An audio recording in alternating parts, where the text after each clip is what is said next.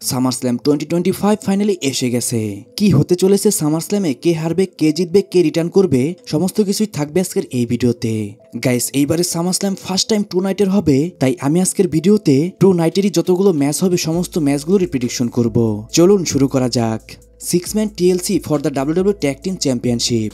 এই ম্যাচটি যে সামারস্ল্যামে সব থেকে বেশি হার্ডকোর ম্যাচ হবে এই বিষয়ে কোনো সন্দেহ নেই, কারণ এই ম্যাচে যে 6টি টিম ফাইট করবে তার মধ্যে 5টি টিমই অসাধারণ ফাইট করতে পারে। আমি ওয়াইড 6দের একটু কমই রেট দিচ্ছি, কারণ তাদের তুলনায় আর যে 5টি টিম রয়েছে তারা কিন্তু অসাধারণ ফাইট করে থাকে। যেমন এই ম্যাচটার মধ্যে আমরা দেখতে পাবো হাই ফ্লাইং মুভ, এবং কি সেখানে আমরা দেখতে পাবো একের পর এক অসাধারণ OMG মোমেন্ট। এখন আসি এই ম্যাচটার উইনারকে নিয়ে।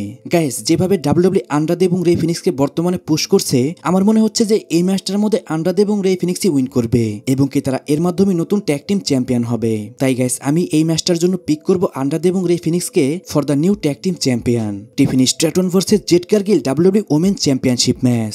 এই ম্যাচটা নিয়ে প্রথম থেকে WWE কে অনেক বেশি কন্ট্রোভার্সি ফেস করতে হচ্ছে, কারণ এই ম্যাচটার মধ্যে দুইজন সুপারস্টারই হচ্ছে বেবি ফেস। ওয়ার্ল্ড চ্যাম্পিয়নশিপ ম্যাচের মধ্যে যদি দুইজন সুপারস্টারই বেবি ফেস থাকে, তাহলে কিন্তু সেই ম্যাচটার মজা অটোমেটিকলি নষ্ট হয়ে যায়। এছাড়াও যেহেতু জেড কারগিলকে এতদিন পরে WWE মোমেন্ট দিয়েছে চ্যাম্পিয়নশিপ ম্যাচের মধ্যে, তাই আমার মনে হয় না ম্যাচটা অতটাও খারাপ হতে পারে। জেড কারগিল টিফিনি স্ট্র্যাটনের জন্য অনেক স্ট্রং একটা অপোনেন্ট। রিউমার অনুযায়ীও কিন্তু এই ম্যাচটার মধ্যে উইন করতে পারে জেড কারগিল। তাই গাইস, আমি এই ম্যাচটার মধ্যে পিক করব জেড কারগিলকে। Next, Randy Orton Jelly Roll versus Drew McIntyre Logan পলের ট্যাগ টিম ম্যাচ। ম্যাচের মধ্যেই যখন থেকে সবাই জানতে পারলো জেলি রোল থাকবে, তখন থেকেই কিন্তু অনেক ফ্যানরাই এই ম্যাচ নিয়ে আনহ্যাপি, কারণ জেলি একজন রেসলার নয়, সে একজন মিউজিশিয়ান। সে মোটামুটি রেসলিং করতে পারলেও এইরকম একটা ম্যাচের মধ্যে তাকে রাখা কিন্তু ঠিক হয়নি। আমি এটা বলছি না ম্যাচটা অনেক খারাপ হবে। Randy Orton, ড্রু McIntyre, Logan Paul তিনজনেই কিন্তু অসাধারণ রেসলিং করতে পারে, সেই বিষয়ে কোনো সন্দেহ নেই। জেলিও বেশ কিছু মুভ হিট করতে পারে, তাই এই বিষয়ে কোনো সন্দেহ নেই ম্যাচটি খুব একটা খারাপ হবে না। এখন যদি বলি এই ম্যাচটার মধ্যে উইনার কি হবে, তাহলে কিন্তু এই ম্যাচটার মধ্যে জেলি এবং র্যান্ডি অর্টনের উইন করার সম্ভাবনা সব থেকে বেশি, কারণ WWE সবসময় এরকম সেলিব্রিটিদের মোমেন্ট দেয়। আর রিউমার অনুযায়ী কিন্তু এই ম্যাচটার মধ্যে সব থেকে বেশি সম্ভাবনা রয়েছে জেলি এবং র্যান্ডি অর্টনের, তাই আমিও এখানে পিক করব র্যান্ডি অর্টন এবং জেলি রোলকে। Next, Alexa Bliss Charlotte Flair versus জাজমেন্টে WWE women tag team championship match. Guys, এই ম্যাচের মধ্যে যেহেতু শার্লেট ফ্লেয়ার এবং অ্যালেক্সা নিউ ট্যাগ টিম, তাই আমার মনে হয় এইখানে তাদেরকে মোমেন্ট দিবে WWE। আর রিসেন্টলি কিন্তু শার্লেট ফ্লেয়ার এবং অ্যালেক্সা দুইজনেই কিন্তু অডিয়েন্সদের সাথে কানেক্ট করতে পেরেছে সাকসেসফুলি। তাই গাইস, আমি এখানে পিক করব শার্লেট ফ্লেয়ার এবং অ্যালেক্সা ব্লিসকে for the new tag team চ্যাম্পিয়নশিপের জন্য। Sami Zayn versus Carrion Kross 1-on-1 match. Recently Carrion ক্রসকে যেভাবে WWE পুশ দিচ্ছে সেটা কিন্তু সত্যি প্রশংসা করার মতো। ক্যারিয়ান ক্রসও কিন্তু তার ক্যারেক্টারকে অনেক ভালোভাবে সামনের দিকে এগিয়ে নিয়ে এসেছে। এখন এর আগেও কিন্তু একটা ম্যাচ আমরা দেখতে পেয়েছি সেমি জেন কিন্তু ক্যারিয়ান ক্রসকে হারিয়ে দিয়েছে। এরপর সেমি জেনের সাথে ক্যারিয়ান ক্রসের আরেকটি মানডে নাইট রতে ম্যাচ হয়, সেই ম্যাচটার মধ্যে কিন্তু ক্যারিয়ান ক্রসই সেমি জেনকে বিট করে দেয়। তার জন্যই সামারস্ল্যামে তাদের মধ্যে একটা ফাইনাল ম্যাচ রাখা হয়েছে। এই ম্যাচটা দিয়ে কিন্তু তাদের মধ্যে রাইভালরি এখানেই শেষ হয়ে যাবে। এখন গাইস, যদি বলি এখানে উইন কে করবে, তাহলে কিন্তু আমি এখানে পিক করব সেমি জেনকে, কারণ রিউমার অনুযায়ী এই ম্যাচের পরেই কিন্তু সেমি জেন ওয়ার গেমসের দিকে এগিয়ে যাবে। এছাড়াও আরেকটি রিউমার রয়েছে, সেটা হলো সেমি জেন কিন্তু হিল টার্নও করতে পারে। তাই গাইস, আমি এখানে পিক করব সেমি জেনকে।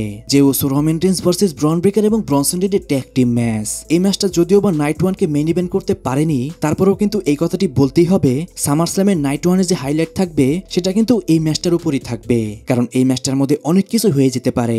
একটি হলো এই ম্যাচটার মধ্যে কিন্তু সেথ রোলিন্সের 4th মেম্বারকেও আমরা দেখতে পারি। রিউমার অনুযায়ী সেটা যদি হয়, তাহলে সেটা হবে NXTর সুপারস্টার ইথান পেস বা রিকি স্টার্ক। এছাড়াও এই ম্যাচটার মধ্যে সেথ রোলিন্সও রিটার্ন করতে পারে, আর সেথ রোলিন্সের রিটার্নের বিষয়টা কিন্তু আমরা ভিডিওর সামনেই আলোচনা করব।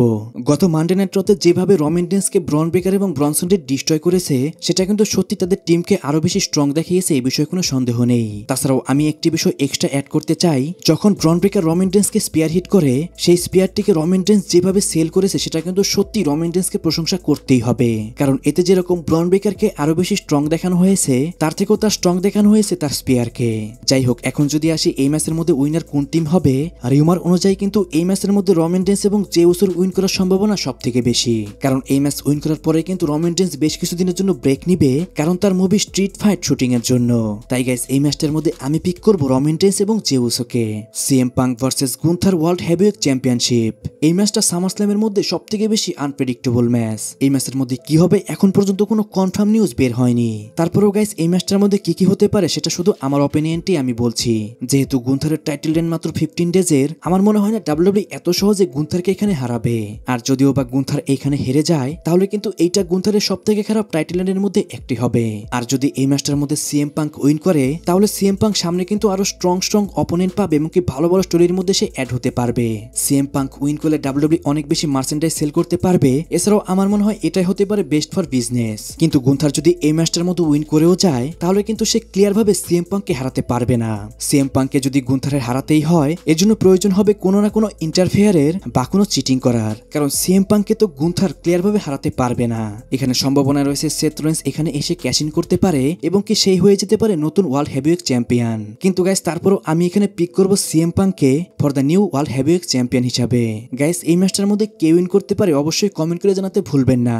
এখন আসি সামারস্ল্যামের নাইট 2-তে AJ Styles versus Dominik Mysterio IC championship match. Dominik মিস্টেরোর টাইটেল রেঞ্জ ছোট হলেও কিন্তু অনেক বেশি ইন্টারেস্টিং চলেছে।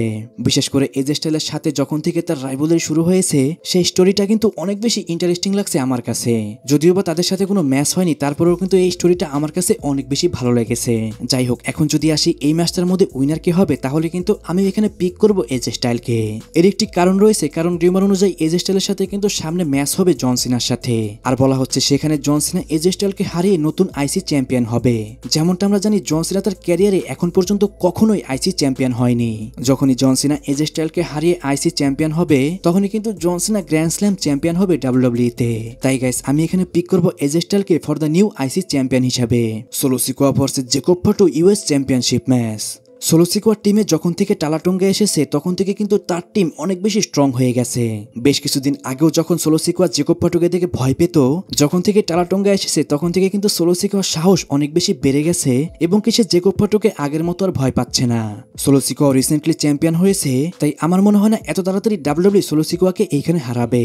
আর অনেক বেশি সম্ভাবনা রয়েছে এই ম্যাচের মাধ্যমে জিলা ফাটো ডাব্লিউডাব্লিউ তে ডেবিউ করতে পারে। কিন্তু এখন পর্যন্ত এই বিষয়টা ক্লিয়ার নয় জিলা ফাটো যদি ডেবিউ করে তাহলে সে কার টিমে অ্যাড হতে পারে। সে কি সোলো সিকোয়ার টিমে অ্যাড হবে নাকি সে জেকব ফাটোর টিমে অ্যাড হবে? গাইস এই বিষয়টা কনফার্ম না হলেও আমি এখানে পিক করব সোলো সিকোয়াকে। Becky Lynch versus Lyra Valkyria women IC championship match.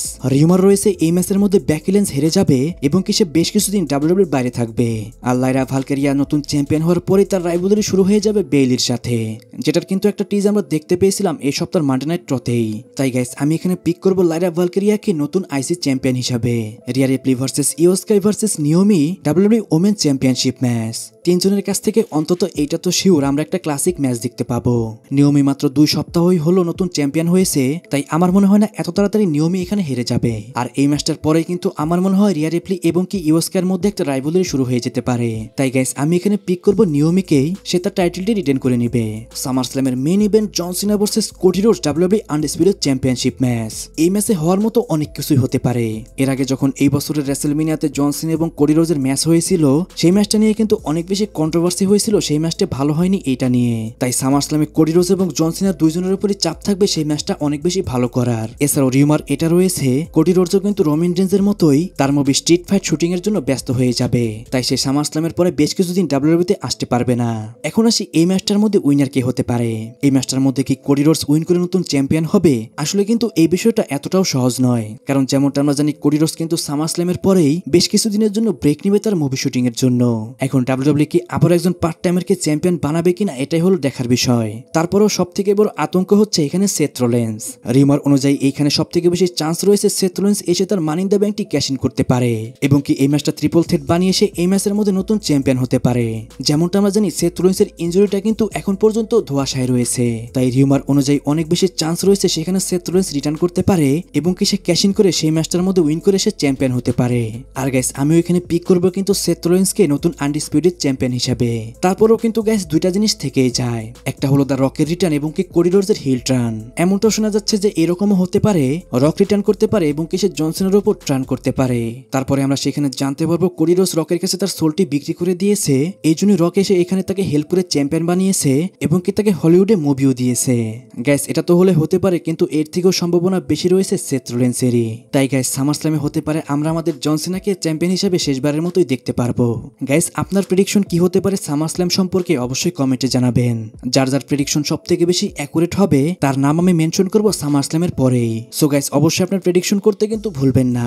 আর একটা বিষয় বলে আমি ভিডিও শেষ করে দিচ্ছি, সেটা হলো সামারস্ল্যামে অনেক বেশি চান্স রয়েছে সেখানে আমরা ব্রক লেসনারকেও দেখতে পারি, কারণ সামারস্ল্যামের আগে ব্রক লেসনারকে অনেক বেশি মেনশন করেছে ডাব্লিউডাব্লিউই যখনই কোনো পুরনো রেসলারকে রিটার্ন করায় তখন কিন্তু তাকে বারবারই তাদের ইউটিউব চ্যানেলে মেনশন করতে শুরু করে। আর যেমনটা আমরা দেখতে পেয়েছি সামারস্ল্যামের আগ পর্যন্ত কিন্তু ব্রক লেসনারকে অনেকবারই মেনশন করেছে ডাব্লিউডাব্লিউই। তাই গাইস, হতে পারে আমরা সামারস্ল্যামে ব্রক লেসনারকে দেখলেও দেখতে পারি। সো গাইস, আজকের ভিডিও এই পর্যন্ত। রেসলিং সম্পর্কে সমস্ত নিউজ এবং আপডেট জানার জন্য চ্যানেলটিকে সাবস্ক্রাইব করবেন।